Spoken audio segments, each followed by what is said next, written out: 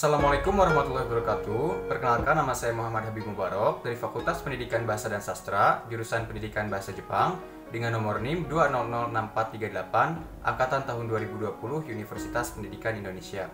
Saya akan mempresentasikan hasil penelitian saya yang dimuat dalam sebuah jurnal ilmiah dengan judul Pengaruh Pemerintahan di Zaman Edo Terhadap Kemajuan Jepang Sekarang. Hal yang melatar belakangi kenapa saya mengambil judul penelitian ini, karena seperti yang teman-teman ketahui bahwa Jepang merupakan sebuah negara maju yang dikatakan sebagai raksasa teknologi dunia.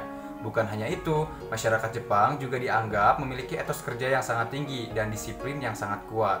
Kenapa hal ini bisa terjadi? Hal tersebut bukanlah sesuatu yang tiba-tiba terjadi, melainkan dengan upaya dan usaha atau implikasi sejarah yang terkandung di dalamnya. Ada beberapa faktor yang turut mempengaruhi Jepang dalam menjadikannya negara maju. Salah satunya adalah faktor sejarah yang cukup panjang yang dilalui oleh masyarakat Jepang. Salah satunya adalah zaman Edo yang memiliki sistem pemerintahan feodal. Zaman ini juga begitu terkenal dan populer di kalangan masyarakat Jepang zaman sekarang, karena zaman ini dianggap sebagai titik tolak kemajuan Jepang yang terjadi di masa sekarang. Penelitian ini diharapkan dapat membuka wawasan kita agar dapat belajar dari perjalanan sejarah Jepang. Bagaimanapun, Jepang dulunya merupakan negara miskin akan sumber daya alam. Tapi berkat kegigihannya, sekarang Jepang dapat dikenal sebagai negara maju, bahkan dapat menjadi sebuah raksasa teknologi dunia.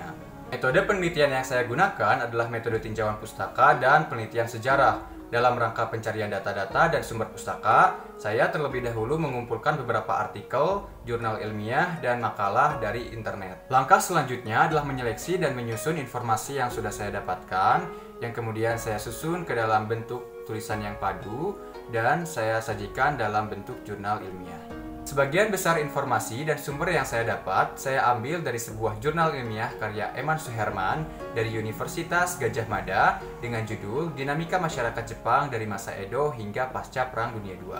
Mari kita simak pembahasannya. Zaman Edo adalah salah satu pembagian periode sejarah pada zaman Jepang pada abad ke-16 sampai ke-19. Pemerintahan atau shogun dalam bahasa Jepang pertama kali didirikan atau pertama kali dimulai pada masa pemerintahan Tokugawa Ieyasu yang berpusat di kota Tokyo atau kota Edo zaman dulu. Pelaksanaan pemerintahan pada waktu itu bersifat hierarkis dan feodal yang dimana dipimpin oleh seorang pemimpin militer. Nah, pemimpin militer ini disebut dengan pemimpin Tokugawa atau shogun. Dan orang-orang yang ada di bawahnya adalah disebut kashin atau orang-orang bawahan dari pemimpin militer tadi.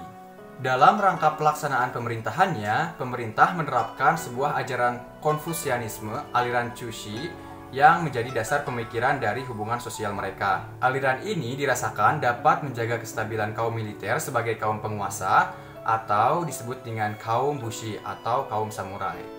Nah, pada zaman Edo sendiri terdapat 4 stratifikasi sosial. Yang pertama, ada kaum bushi atau militer, dan ada kaum nomin atau petani, dan ada kaum kosakunin atau pengrajin, dan satu lagi ada shonin sebagai pekerja atau pedagang.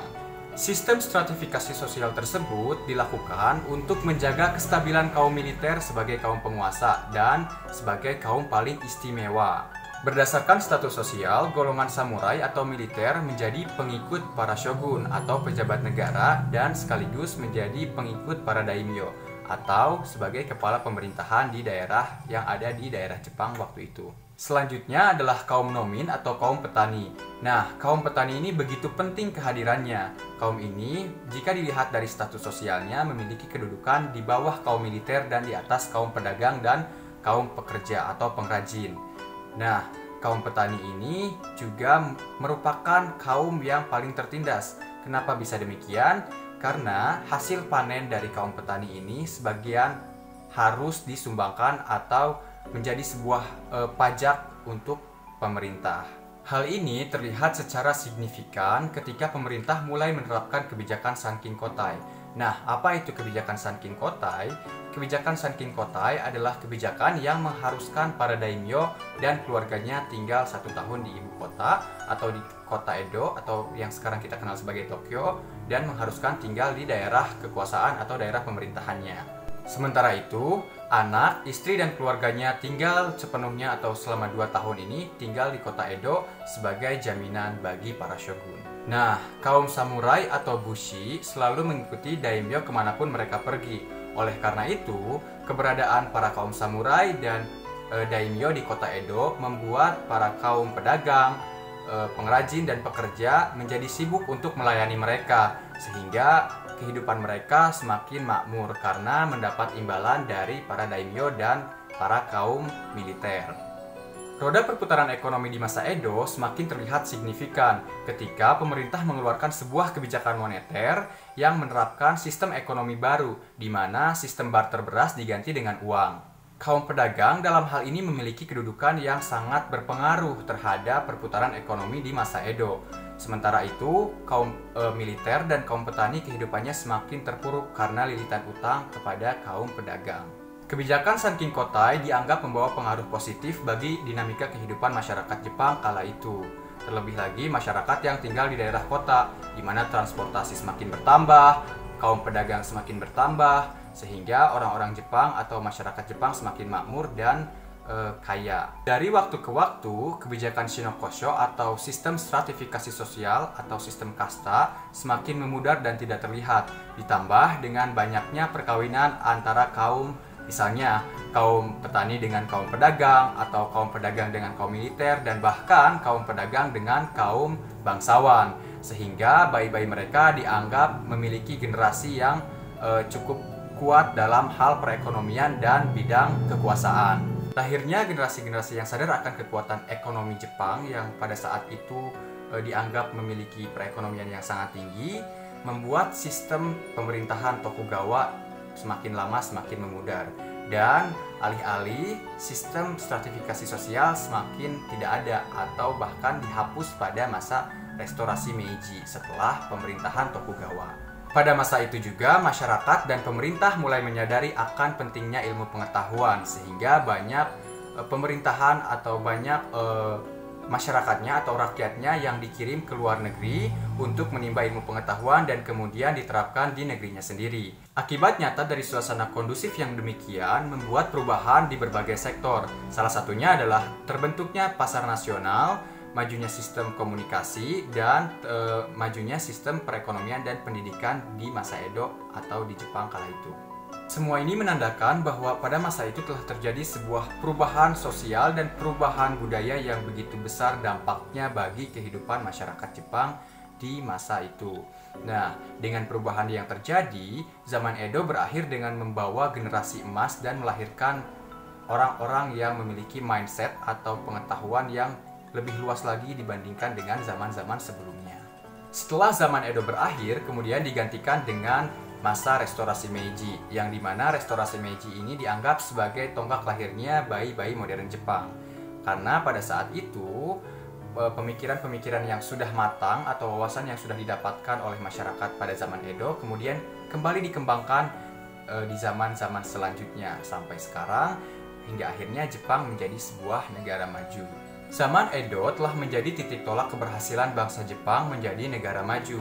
Hal ini terbukti bahwa pengaruh dari sistem pemerintahan di zaman Edo ini sangat-sangat memiliki pengaruh yang besar atau tinggi terhadap perekonomian dan kemajuan Jepang sampai sekarang. Nah, salah satunya dengan diberlakukannya sistem Shinokosho, atau dengan diberlakukannya sistem stratifikasi sosial, dengan diberlakukannya sistem barter beras menjadi barter uang, atau menjadi sistem uang maksudnya. Nah, hal tersebut menjadi titik tonggak di mana Jepang mulai sadar akan kemajuan yang mereka miliki di masa Edo. Selain itu, keberhasilan mereka juga tidak terlepas dari kerja keras dan etos disiplin atau etos kerja yang begitu tinggi di kalangan masyarakat Jepang pada waktu itu. Kenapa mereka bisa memiliki etos kerja atau disiplin yang tinggi? Karena pada masa pemerintahan Bakufu ini atau pemerintahan Tokugawa, mereka dituntut untuk selalu memenuhi kebutuhan hidupnya demi kebutuhan hidup mereka dan kebutuhan hidup para kaum militer, di mana mereka bekerja keras dan bekerja lebih, bukan hanya untuk dirinya tapi juga untuk kebutuhan para kaum militer dan kaum penguasa pada kala itu. Kondisi masyarakat Jepang yang ulet dan memiliki etos kerja yang sangat baik dan tinggi tidak muncul begitu saja, melainkan sudah tertanam pada watak-watak orang di zaman Edo, yang akhirnya membuat zaman-zaman sebelumnya dan membuat masyarakat-masyarakat selanjutnya menjadi lebih berwawasan tinggi dan lebih memiliki sebuah etos kerja atau sebuah disiplin yang tinggi untuk menjadi negara maju dan untuk keluar dari zona kemiskinan yang terjadi sebelum zaman Edo. Sekian penjelasan yang dapat saya sampaikan tentang pengaruh pemerintahan di zaman Edo terhadap kemajuan Jepang sekarang. Semoga informasi yang saya paparkan dapat bermanfaat dan mohon maaf apabila ada kesalahan. Wassalamualaikum warahmatullahi wabarakatuh.